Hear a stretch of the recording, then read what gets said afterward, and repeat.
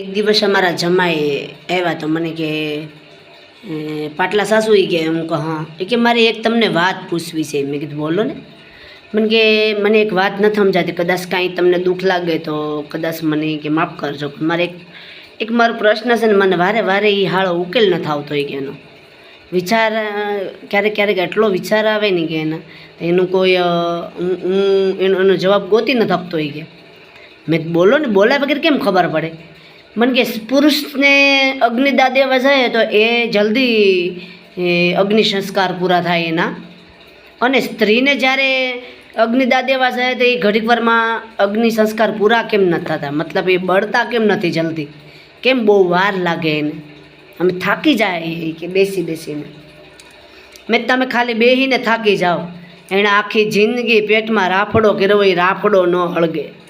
મને કે હેનો, મેં કીધું દુઃખનો, કોકના મેણા ટોણા, કોઈની બદનામી, કોઈના આક્ષેપો, કોઈ અપમાન કર્યા હોય, કોઈ ઠોકર મારી હોય, કોઈએ છીનવી લીધું હોય, કોઈએ દીધું ન હોય, કોઈએ હકનું છીનવી લીધું હોય, કોઈએ ગાળું દીધી હોય, કોઈએ કેવા કેવા આક્ષેપો નાખ્યા હોય, કોઈએ માન સન્માન ઇજ્જત કશું જ ન આપ્યું હોય, એ બધાના દુઃખ એણે પીને રાફડો કર્યો હોય. એ રાફડો છે ને, જે કાળજામાં રાફડો ભેગો કર્યો હોય ને, એ રાફડો ન હળગે.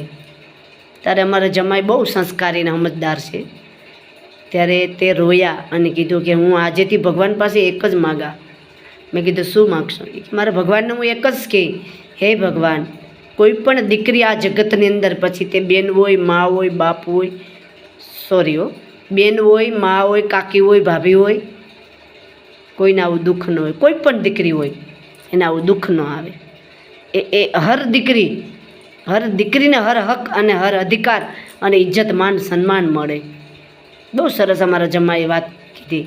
પણ આજે લોકોને ક્યાં સમજાય છે?